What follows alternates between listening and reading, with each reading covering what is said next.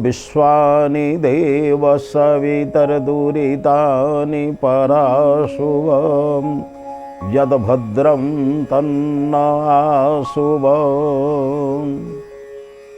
हे परम प्रिय परम प्रभु, इच्छा नथिले भी अनेक दुर्गुण दुर्भावना दुश्चिंता मन भीतर को प्रवेश करुछि, जहाँ मते शांति रे रहिबाकू सुजोग देउना। हे प्रभु, से दुश्चिंता गुड़िक दूर हो सुंदर भावना सुचिंता एवं जगत कल्याणर भावना मो मनरे उदय हो, एतिकी प्रार्थना एतिकी निवेदन। प्रभु, उपनिषदर उपकथार आज अध्याय को समस्त श्रोता बंधु मानक समस्त दर्शक बंधु मानक एवं समस्त मित्रगण को मोर श्रद्धा सम्मान भक्ति निवेदन करुछि। बंधुगण, आमे आलोचना करुथिले ईशोपनिषद रे ईश्वरंकर अस्तित्व संपर्क रे आलोचना कला बेले कठोपनिषद रे आत्मा परमात्मा अस्तित्व संपर्क रे चिंतन कले। आत्मा कौन, परमात्मा कौन, संसार कौन, तथ्य कौन, तत्व कौन, जीवन कौन, ये जीवनर लक्ष्य कौन, अनेक कथा आलोचना कले। एबे श्वेताश्वेतर आलोचना रे आमे उपनिषदर आलोचना रे जानुछे ब्रह्म केमिति, प्रकृति कौन, आत्मा कौन, प्रकृति परमात्मा कौन, त्रैतवाद कौन। आमे समस्ते प्राय जानती वाद भितर अनेक द्वैतवाद अद्वैतवाद, किंतु वैदिक विचार होउछि त्रैतवाद। द्वा सुपर्णा सजुजा सखाया समान वृक्षम परिशस्व जाते। गोटे प्रकृति रूपक वृक्ष उपरे दुईटी पक्षी अछंती। गोटाए पक्षी फल भक्षण करुछि, अन्य गोटे साक्षी रूप रहिछि। जे आत्मा से कर्म करुछि, कर्म फल पाउछि, किंतु परमात्मा केवल साक्षी रूप रही कौन करुछंती, कर्म को दर्शन करुछंती, कर्म फल प्रदान करने उपयुक्त वातावरण सृष्टि करुछंती। कौन हो पार तमें जो कर्म कर से अनुसार फल पाइब, से फल को चिंतन करने से कहते तमें जेपरी कर्म कर सेपरी कर्म। एक जे जानी नब प्रकृति हूँ विनाशी विनाशशील, प्रकृति परिवर्तन अच्छी, ये क्षर सब बेले क्षरित हो परिवर्तन हो। आज जो पत्र आम देखुचु ता आसंता काली कि नहीं। आज जो अंकुरोद्गम मंजीटी आम माटी भितर पकेलु से समय क्रमे से अंकुरोद्गम द्विपत्र बीज हो द्विपत्र हो, धीरे धीरे धीरे धीरे चारिटी पत्र छटी पत्र धीरे धीरे पत्र बढ़ुची, से फूल आसूची कषि आसूची, तापर फल होउची, पुणी से परिपक्व होउची, पुणी से दाना दउची। कहिबार उद्देश्य होउची प्रकृति सर्वदा परिवर्तनशील। एई परिवर्तन भितर गोटे नियम अछि, नियम बहिर्भूत परिवर्तन नहीं। सूर्य को केंद्र करी ग्रह 365 दिन ले कक्षपथरे 24 घंटा अक्षपथरे बुलिब, ये निर्धारित। मंगल केमिति बुलिब, बुध केमिति बुलिब, पृथ्वी केमिति बुलिब, नियमित अनुसार मंगल बुध शुक्र पृथ्वी जो आमे बुध ग्रह मंगल ग्रह तापर तृतीय ग्रह रे पृथ्वी, सबुथरे गोटे नियम अछि। 15 दिन अंधार हे अमावास्या हब, तापर पुणी धीरे धीरे धीरे धीरे आलोक हे पुणी पूर्णिमा हब। यही जो अमावास्या पूर्णिमा भितर गोटाए मास हम। यही जो नियम यही नियम गुड़िक श्वेता उपनिषद रे अति सुंदर भाव रे ऋषि कहिले जे आमे जो अक्षर क्षर कथा चिंतन करुचे से कहले क्षर प्रधानं अमृताक्षरम हर, क्षर प्रधानं अमृताक्षरम हर, क्षरात्मना विशते देव एक, क्षरात्मना विशते देव एक, तस्या विध्यानात् योजना तत्वभावात् भूयश्चान्ते विश्वमाया निवृत्ति। मनुष्यर अंतिम एवं चरम लक्ष्य ज्येष्ठ एवं श्रेष्ठ प्राप्ति हूँ ईश्वर आनंद को अनुभव करवा। तांको पाइला पर आउ पाइबार किसी आवश्यकता नहीं। मनुष्य पाइबा पागल हो, जेते पाइले भी संतुष्ट नहीं। सबुठारु असंतुष्ट जानुचंती निजर स्थिति बड़ संतोष थिला जो दिन अन्यर उन्नत स्थिति मु देखिले। मो चेयर मो घरे बहुत भल मते शांति रे दउथिला, जो दिन अपर घरे अन्य लोकर मु सोफा सेट देखिली से दिन मोर दुख बढ़िला। कहिबार उद्देश्य होची बंधु, अन्यर सुख को देखि दुखित होतिबा लोक जीवन रे केबे शांति पाइबनी। परमात्मा जहाँ देइचंती जहाँ मते मिलिछि ताहाकु ही ईश्वरंकर आशीर्वाद बोली मानि नवा, से लोक संतोष रे रहे। सेथिपई बहुत ऋषिमुनि माने कहिचंती भोजन करने को बसीगला बेले जहाँ मिली ताको ईश्वरंकर प्रसाद बोली बुझ। से प्रसाद बोली बुझीगले तुम शांति रे खाइब, नले विरक्ति रे खाइब, अनावश्यक बोली भावी खाइब, ताहा तुम शरीर प्रति उपयोग हेबनी। से कहले क्षर प्रधानम अमृताक्षरम हर, क्षर प्रधानम यही जो प्रधान प्रकृति की आम कहूँ ये क्षर ये परिवर्तनशील गोटे परिवर्तनशील प्रवृत्ति भितर तुम्हें रहने प्रकृत जहाँ को पाइबार योग्यता को पाइबा चेष्टा कर जहाँ को पाइला परे पुणी पाइबार इच्छा सृष्टि होची जीवन सारा बहु जिनस पाइलनी पाइबा परे पाइबा जिनस बंद होइछे मनुष्य जेतोले शोइबा को खंडे जागा पाउ नथिला होय तो कपड़ाटी बिछेई शुला कि परपिंडारे शुला जेतोले भावुला प्रभु घर टिके हेले मु रहंती कुड़िया घर खंडे कला कुड़िया घर खंडे देखुला माटी तले केमिति शोइबा को चेष्टा कर पत्थर रे शोइबा को चेष्टा करुला बेले देखिला सप टिके हेले भारी भलरे शुअंती सपटे खेलला पर अन्य मान घरे देखिला लोक टे कौन भाड़ी करके शुचंती पुणी भाविले टे उच्च स्थान में शुइले भल पुणी धीरे धीरे खट किणिला पलंग किणिला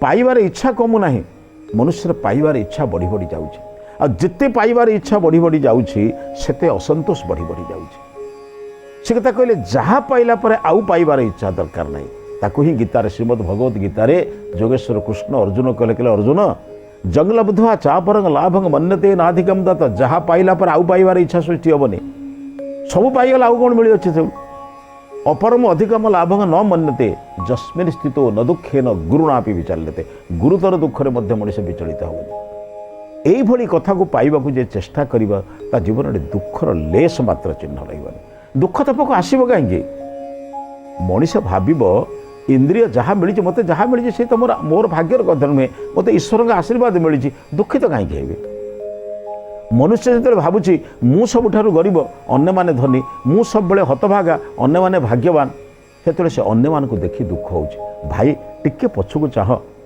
तमें तो अंत पक्षे चली पारुछ भगवान ता कौ लोक को गोटे गोड़ दे आउ गोटे गोड़ देने आशा बाड़ी धरी चलुवा लोकटा जो कष्ट पाउची तमें तो ताठारु भल अछ तुम्हें साइकेल वाला को देखिए कष्ट पाउछ कहीं साइकेल वाला मोटरसाइकेल वाला को देखिए कष्ट पाउछ मोटरसाइकेल वाला कार वाला को देखिए कष्ट पाउछ अरे कार चढ़ुच कार वाला एरोप्लेन चढ़ा लोक को ईर्षा करुच्ची अरे भाई मोटरसाइकेल चढ़ुच से सुख पाऊना कार को देखुच से सुख पाऊना बरं दुख खाली दुख कहीं संग्रह कर बरं जहाँ पाइले आउ पाइबार इच्छा रहा से पाइबा चेष्टा कर थे नारद ईश्वर को पचारे भगवान को पचारे एक आलंकारिक वर्णना बोले भगवान आपण को केमिति मनुष्य पाइब कौन पाइला पर आउ पाइबार इच्छा नहीं सत्य भगवान को केमिति पाइबा भगवान को पचरा जाऊँ भगवान को केमिति पाइबा ये भगवान को पाइबार बाटटा कौन कौन कले भगवान को ठीक भाव में पाइबा नारद कहले कि भगवान आपण आज्ञा सब तो एमती बुले बंके कहते आप सीधा सीधी कहतु आप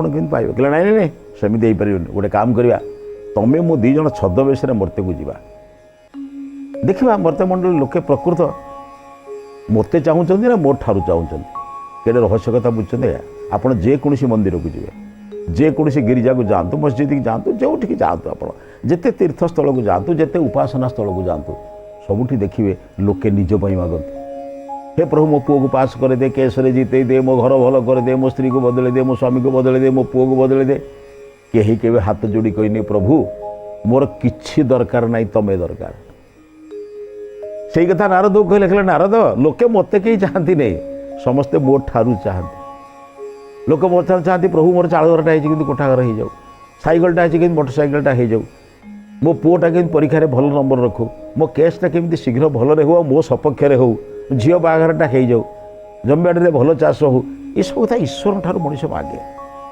केबे कहीं जड़े कही नहीं प्रभु मोर किछि दरकार नहीं आपण दरकार हतभागा मनुष्य एतिक बुझी नहीं माँ मिले मिठे मिल कि मिठे मिले माँ मिलनी आप जानते माँ कामर आड़े छुआ को मिठे दे काम करे बेचारा छुआ मिठे खाए माँ घर काम करे छुआ केबे माँ कोल को जाए ना जो दिन मिठे की पकई दे छुआटा कांद मार जिते काम थे भी माँ कोल को नब आम तो मिठे व्यस्त आम तो भगवान दौथवा जिनस व्यस्त भगवान कौटी पाइबा से कथा नारद को भगवान कहले चल मर्त्यमंडल को जीवा गोटे छद्मवेश जीवा मु गोटे अत्यंत रोगी बुढ़ा माने बुढ़ा होती रोगी होती मुझे अवस्था जीवी तुम्हें पाखाआखरे मत सेवा करने थी जीव देखा देखा लोक कौन कर कौन आज्ञा ये आलंकारिक वर्णना मुझे कहूँ समाज को शिक्षा देवाई विभिन्न आख्यायिका मध्यम विभिन्न दृष्टिकोण समाज को कहुई समाज बदलवाई गले सेमती गोटे बुढ़ा लोक ये रोगी बुढ़ा छोटा चली पार ना बस पार ना एमती अवस्था अच्छी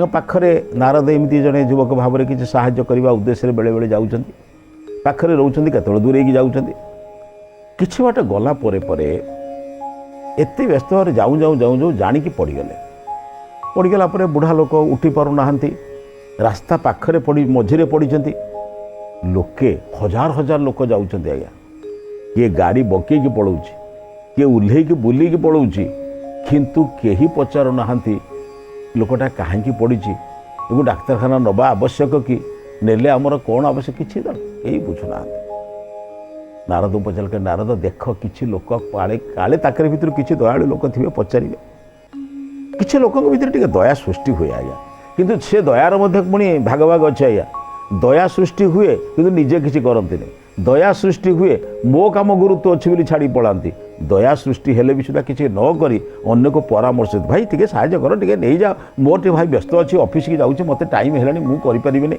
मोर दया अच्छे कि मुझे तुम मैंने कर एमती लोक बहुत अच्छे समाज आज्ञा मनुष्य को चिन्ह बड़ा कष्टकर आज्ञा तेणु सब ईश्वर का आश्रित हो जाओ ईश्वर तुमको उपयुक्त लोक सहित मिसईदेवे भगवान पाखे जे भरोसा करिछि भगवान कौन करते ताकू एत भल लोक सहित मिसई दियंती जे तार किसी क्षति हुए ना से शास्त्र लिखाला नदेवा दंडमादाय रक्षन्ति पशुपालवत पशुपालक पशु को रखिला बेले भगवान आसी रक्षा करती जंतु रक्षितुम इच्छन्ति जहाँ को रक्षा करने को इच्छा करती बुद्धिया संबी भजंती तम सुंदर सुंदर बुद्धिमान लोक सहित मिसई दियंती ये तो सुंदर बुद्धि दिए सुंदर काम करे कहबार मोर उद्देश्य होची तेणु जो लोक मान पाखे दया सृष्टि है जड़े लोक उल्हेला उल्हेक देखला अरे बुढ़ा लोकटा पड़गला कौन करवा से साहाय्य करवा से कहला भाई मु बर्तमान भाई मंदिर पूजक मुझे धरबी ना मो लुगापटा सब अपरिष्कार होपर ये बर्तमान जाए मुझे ठाकुर पूजा करें भगवान क्षेत्र को जावाई तो टे सफा सुतरा लुगा दरकार तापर मु जन को छुईदेला मोर भितर पड़ी रक्त छिटा जदि लगे बुढ़ा लोकटा वयस्क लोकटा ताहार मैला लगे मुझे ठाकुर पूजा करमी केमी एंड ठाकुर पूजा समय गड़ीगला भगवान पूजा न कले बहुत लोग अपेक्षा कर बसी थे प्रसाद नहीं आसवे गले कार पुअर परीक्षा अच्छी कार घर जन्मदिन कार स्वामी स्त्री बह दिन से व्यस्त होते मुझे नगले केमी हम तेणु आपने चेष्टा करें कौन बाटे बुढ़ा लोकटा गोटे डाक्तखाना नहीं आंतु मु भगवान को प्रार्थना करुँचे केमी देह शीघ्र आरोग्य हो जाऊ या कही चलीगले नारद को भगवान पचार देखिल तो लोक भितर दया सहानुभूति साहाय्य कर मनोवृत्ति केमी नारद हस्त किसी कहूना कौन कहे कहते आपन किए पाइब द्वितीय थर जड़े आसिले किए सैनिक आइले से कहला आज्ञा अरे आमर साहाय्य करिया आमर कर्तव्य समाज को रक्षा करने पर कर्तव्य किंतु उल्हेलेनी कौन कहले आपण मैंने समस्ते देश रक्षा कर वयस्क लोक मान सेवा करिया आमर दरकार से गुरुजन मैंने आमको केते कथा ज्ञान प्रदान कर बड़ा सुंदर कथा टे कथा कहले किंतु कहले भाई बर्तमान देश सेवा करिया मोर दायित्व बर्तमान सीमांत को मत जावाक पड़ो बहुत दायित्व मुझे मुझे जापारूनी मुझे कथा कहूनी से करूना बोली कि दायित्व नहीं चलीगले तृतीय अन्य मान को कही गले अन्य मान भर काले कि जो लोक छिले पाखरे काले से भर दया सृष्टि हम कौन बंधुगण मु मानुची सीमांत को जगिवा शत्रु को जगिवा गोटे प्रधान काम आने जगुंट बोली तो आम बंचीचु आंठिए पानी रे केतबेले बरफ भितर केतबेले निआ पाखरे केतबेले उत्ताप सूर्यंकर प्रखर उत्तापरे से सब काम करुँच आम बंचीचु ना काली सकाଳେ शत्रु पक्ष आक्रमण कर सारापर आम कौन करते निश्चित से जीवनचर्या से जो उत्सर्गकृत जीवन पाई तो आम जीवन रही मानुची किंतु बेले बेले सम्मुख में पड़ जाए एमती गोटे जिनिस मनुष्य दोदुल्य मान हुए मो कर्तव्य करी ना ये कर्तव्य करी बड़े द्वंद्व पड़ जाए सन्नटी से द्वंद्व पड़ी कौन करी जदि मुझे न पहुँचुची सीमांत मोर जो कार्य से बाधाप्राप्त हम एटी बर्तमान नेको नहीं डाक्तखाना अन्य किसी पहुँचले ए जो समय चलीज ये समय मुझे न पहुँचले हूँ तो देशर गोटे बड़ क्षति हो एमती द्वंद्व पड़ी बहु लोग कहते कर दियो आम करवा दरकार ना ये बड़ विचित्र कथा आज्ञा लोक स्वयं करने को एत पश्चातपद कहीं मुझे जानीपे ना भगवान सब सुजोग दिखती नहीं आज्ञा परर उपकार करवा अन्य मुहर हस फटेवाई सुजोग खूब कम आसे मनुष्य जो सुजोग को हाथ छड़ा कर दिए भगवान पाखे हतभागा हो जाए भगवान सब सुजोग दिखती नहीं आज्ञा ଆପଣ ଜାଣନ୍ତୁ ସେ ସୁଯୋଗକୁ ସୃଷ୍ଟି କରିବା ପାଇଁ ମନୁଷ୍ୟ ଭିତରେ ଏମିତି ଏକ ଚିନ୍ତନ ରହିବା ଦରକାର। ପ୍ରଭୁ ଆପଣଙ୍କର ସୁଯୋଗକୁ ଏଇ ସୁଯୋଗକୁ ମୁଁ ସ୍ୱର୍ଣ୍ଣ ସୁଯୋଗରେ ତିଆରି କରିବି, କେବେ ଦୁରୁପଯୋଗ କରିବିନି, ସଦୁପଯୋଗ କରିବି। ସେଇ ମଣିଷ ହିଁ ଈଶ୍ୱରଙ୍କ ପ୍ରାପ୍ତ ହୁଏ। ଧୀରେ ଧୀରେ ତା ପାଖ ଦେଇକି ଗୋଟେ କୃଷକଟିଏ କିଛି ଅନ୍ୟ କର୍ମଚାରୀମାନେ ଅନ୍ୟ କେହି ଭାଇ ଜଣେ କାମ କରୁଛି ବିଲରେ, ତା ପାଇଁ କିଛି ଖାଦ୍ୟ ଧରିଛି, ପାଣି ବୋଟଲ ଧରିଛି, ପାଣି ଧରିଛି, ହାତରେ ଧରିଛି ଯେଉଁ ଦଉଡ଼ି ଧରିଛି, ହଳ ଦଉଡ଼ି ଲଙ୍ଗଳ କରିବା ପାଇଁ, ଗାଈ ବାନ୍ଧିବା ପାଇଁ ରଖିଛି। ଏଇ ଦୁଇ ହାତରେ ଯାଉଛି, ଦେଖିଲା ରାସ୍ତାରେ ବୃଦ୍ଧଟି ପଡ଼ିଯାଇଛି। ବହୁତ ଲୋକ ପଚାରିଲା କ'ଣ ହେଇଛି? ନା ଏମିତି ହେଇଛି। ଆରେ ବୃଦ୍ଧଟା ପଡ଼ିଛି ଆପଣମାନେ?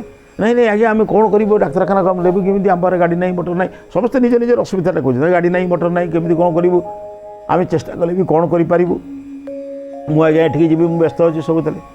କୃଷକଟି ଏକଥା ଦେଖିଲା ପରେ କିଛି ଅପେକ୍ଷା କଲାନି, ରଖିଦେଲା ତାର ଜିନିଷପତ୍ର ରଖି ବୃଦ୍ଧଟିକୁ ଉଠେଇ ଡାକ୍ତରଖାନା ନେବାକୁ ଚେଷ୍ଟା କଲା। କୃଷକଟି ନିଜ ପାଖରେ ଥିବା ଯେତିକି ପାଣି ଟିକେ ପ୍ରଥମେ ଛିଞ୍ଚିଲା ପରେ ବୃଦ୍ଧ ଲୋକଟିର ଚେତା ଫେରିଲା।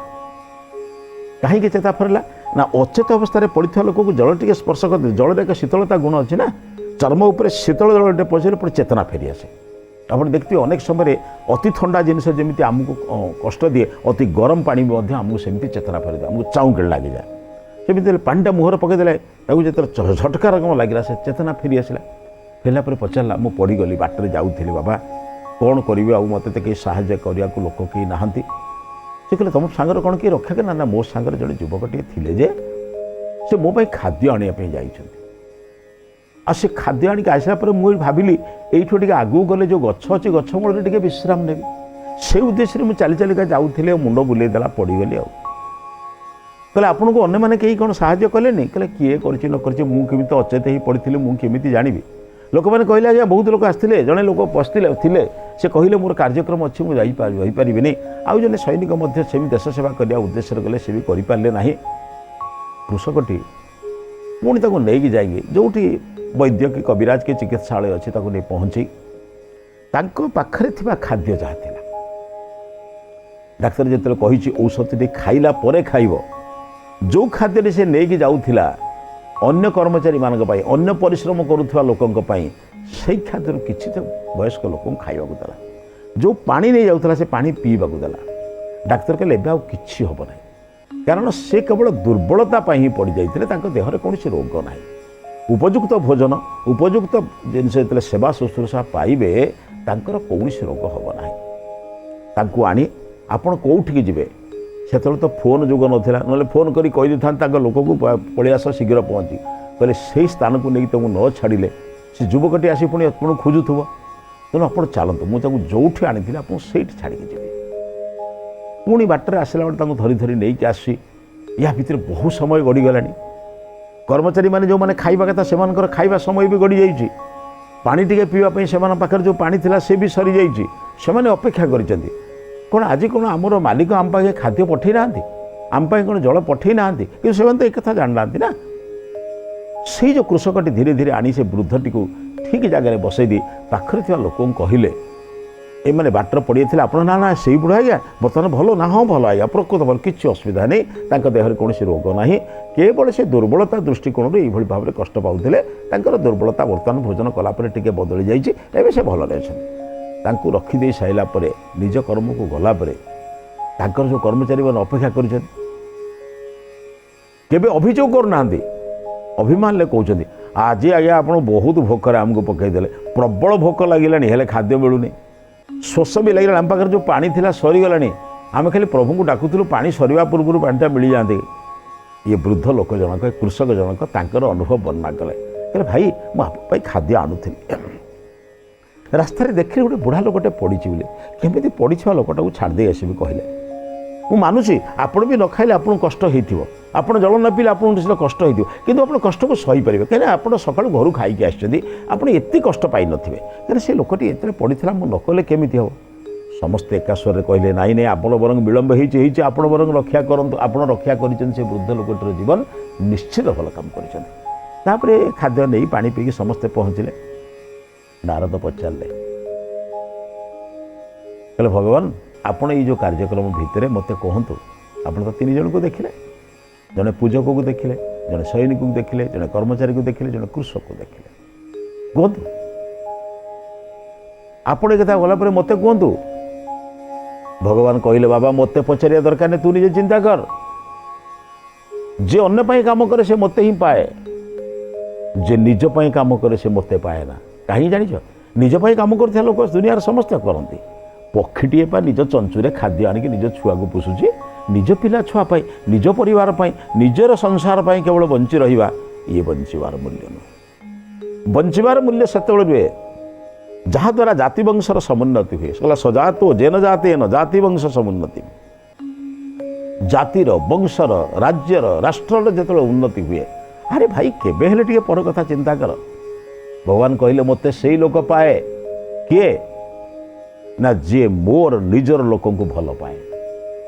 बापा सेतबेले खुशी हुअंती जेतबेले बड़ भाई सान भौणी मानकू निजर पुत्र कन्या भली स्नेह करती। बड़ भाई को बापा सहित समान तुलना कराई कहीं ना सबुठार श्रेष्ठ जन्म प्रथम जन्म से नहीं। ठीक से हीपरी जो मनीष जेहेतु प्राणी जगतर बड़ भाई, समस्त प्राणी जगत को से खुशी रखे, समस्त जगत को जो मैंने खुशी रखा चेष्टा करती एवं समस्त दुखी रंकी दीनहीन मान को सुखरे रखती, से ही प्रकृत मनीष, से ही भगवान को पाए। बंधु आसतु चिंतन करवा, भगवान को पायर बाटटा से निज पाखे जहाँ अच्छे निजर शक्ति सामर्थ्य जी अच्छी अन्य मानक दे हस देखो खुशी कर। अन्य मानकर खुशी मिले भगवान का आशीर्वाद मिल। आ भगवान का आशीर्वाद मिले भगवान का अभाव कौट हम। आसतु बंधु भगवान का आशीर्वाद पाइबापी अन्य मानक खुशी बांटा, अन्य मानक भल रखा, ईश्वर का आशीर्वाद पाइबा। यही विचार सहित आज अध्याय को समाप्त करुच्ची। ये अध्याय को समाप्त करने पूर्व आज हितवाणी संपर्क में चिंतन करवा। आसतु अन्य मानकर हितरे कार्य करिबा, परमात्मा का आशीर्वाद पाइबा, जीवन को सफल करिबा। यही विचार सहित आज अध्याय गोटे समाप्त करुच्ची। समस्त को नमस्ते।